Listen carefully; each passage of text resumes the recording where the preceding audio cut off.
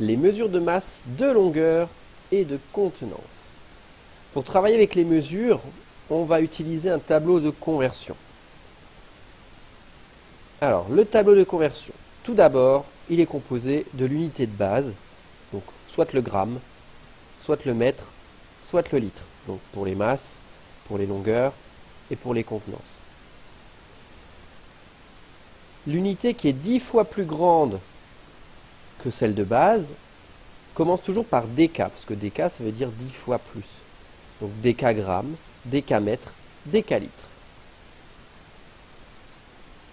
Si on a une unité 100 fois plus grande, elle s'appelle hecto, donc hectogramme, hectomètre, hectolitre. Et si on a une unité 1000 fois plus grande, on appelle ça kilogramme, kilomètre, kilolitre. On a la même chose pour des unités plus petites. Donc pour une unité 10 fois plus petite, donc on divise par 10, c'est des unités qui commencent par déci, décigramme, décimètre, décilitre.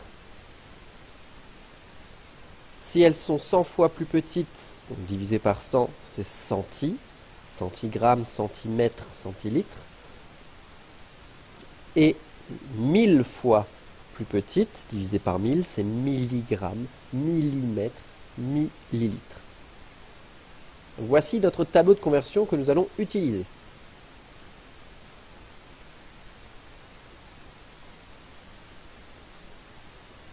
Alors, tout d'abord, nous allons apprendre à placer une mesure dans le tableau. Donc, par exemple, 356 mètres. Première chose, je repère le chiffre des unités. Donc, dans 356, le chiffre des unités, c'est le 6. Ensuite, je vais placer le chiffre des unités dans l'unité de ma mesure. Ici, ma mesure, elle est en mètres. Donc, je vais repérer la colonne des mètres et je vais y placer mon chiffre des unités qui est ici le 6. Dernière chose, je place les autres chiffres en mettant toujours 1 par colonne. Donc je lis bien 356 et on est dans les mètres. Si je place 4394 centigrammes, ça sera la même technique. Je repère le chiffre des unités qui est le 4 et je vais le placer dans l'unité qu'on me donne, c'est-à-dire les centigrammes. Donc les centigrammes sont ici. Donc je vais mettre mon chiffre des unités, le 4, dans les centigrammes. Et ensuite je complète pour reformer mon nombre. Et j'aurai bien 4394 centigrammes.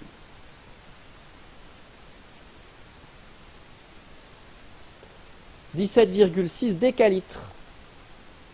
Toujours pareil, je repère le chiffre des unités, sauf que là, attention, quand on a un nombre à virgule, le chiffre des unités n'est jamais même celui qui est tout à droite. Il faut bien réfléchir, c'est celui qui est le plus à droite dans la partie entière, c'est-à-dire juste avant la virgule. Donc ici, nous avons 7 unités. On va le placer dans la partie des décalitres, qui est ici. Et ensuite, on place les autres chiffres qui composent le nombre.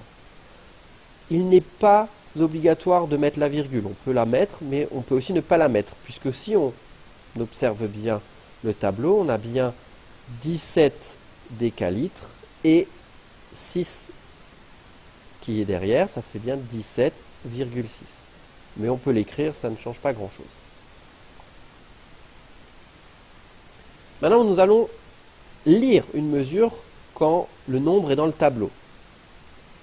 Donc, cette mesure qui est placée là, 176, elle peut se lire de plein de façons différentes. Et en fait, ça dépendra surtout de l'unité qu'on utilise pour lire la mesure. Par exemple, si je veux lire la mesure en mètres, d'accord? Donc je repère la colonne des mètres. Mon chiffre des unités sera celui qui se trouve dans cette colonne. Donc ici, c'est le 6 qui se trouve dans cette colonne. Du coup, les autres chiffres, forcément, c'est les dizaines ou les centaines. bah, je peux lire mon nombre, j'aurai 176 mètres. Je vais prendre autre chose maintenant. Si je veux lire le même nombre, mais cette fois-ci je veux la mesure en centimètres. Donc je repère ma colonne des centimètres. Et mon chiffre des unités sera celui qui est dans la colonne des centimètres cette fois-ci. Donc ici. Qu'est-ce que vous remarquez? On remarque qu'il n'y a rien dans cette colonne. Cette colonne est vide. Une colonne vide, c'est rien, c'est-à-dire 0. J'ai le droit de rajouter un 0. Donc ça sera bien les unités. Et ensuite, à côté, on a les dizaines, les centaines, et ainsi de suite. Comme il n'y avait rien dans les dizaines, pour que le nombre puisse se lire, j'ai le droit de compléter les trous par des zéros. Et ensuite, je lis mon nombre, 17 600 cm. Donc quand il faut compléter des cases vides, on a le droit de mettre des zéros. Autre exemple, je souhaite lire maintenant ma mesure en hectomètres. Donc je repère ma colonne des hectomètres. Mon chiffre des unités maintenant sera celui qui est dans la colonne des hectomètres, c'est-à-dire 1.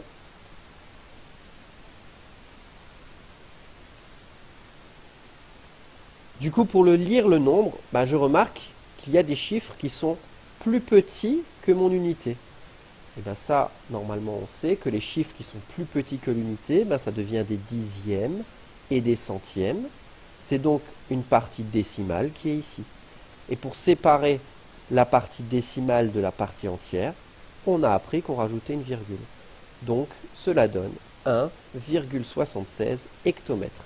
Et vous remarquez que c'est toujours l'unité qui donne l'unité de la mesure.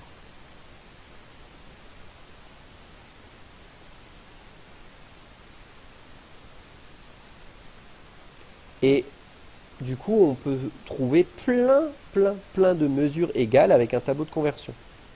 Ici, on avait trouvé 176 mètres. C'est la même chose que 17 600 cm.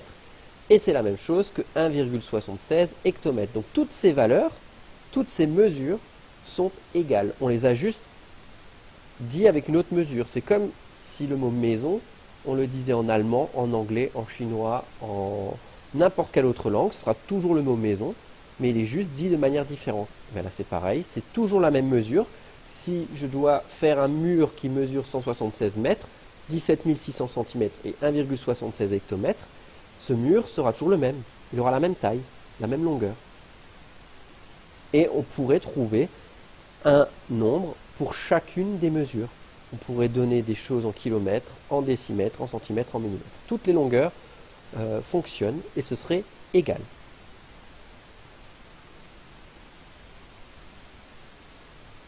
Maintenant, nous allons apprendre à convertir des mesures, c'est-à-dire transformer l'unité. Par exemple, 35 décalitres, maintenant je veux savoir combien ça fait de décilitres. Donc tout d'abord, étape numéro 1, mon nombre de départ, je vais le placer dans le tableau de conversion. Donc, on repère l'unité, ce sont les décalitres, on repère la colonne dans le tableau, on repère bien le chiffre des unités et je le place. Et ensuite je complète. Bon, là, j'ai placé ma mesure de départ dans le tableau. Ensuite, on passe à ce qui est demandé. La nouvelle unité, c'est des décilitres. Donc je vais repérer les décilitres dans mon tableau. C'est ici. Du coup, si ça c'est ma nouvelle unité, ça veut dire que le chiffre qui se trouve dans cette colonne sera ma nouvelle unité. Ici, il n'y a rien, donc j'ai le droit de rajouter un 0, et je complète s'il y a des trous. Et maintenant, je peux lire ma nouvelle mesure, qui est 3500 décilitres. On a bien le chiffre des unités, qui est dans la colonne de ma nouvelle unité, donc ça se lit bien, 3500 décilitres. Autre exemple. 18 centigrammes.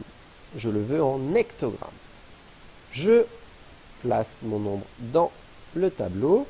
Donc je repère les centigrammes, je repère mon unité de départ et je les mets ensemble. Et je complète avec le reste. J'ai bien 18 centigrammes au départ.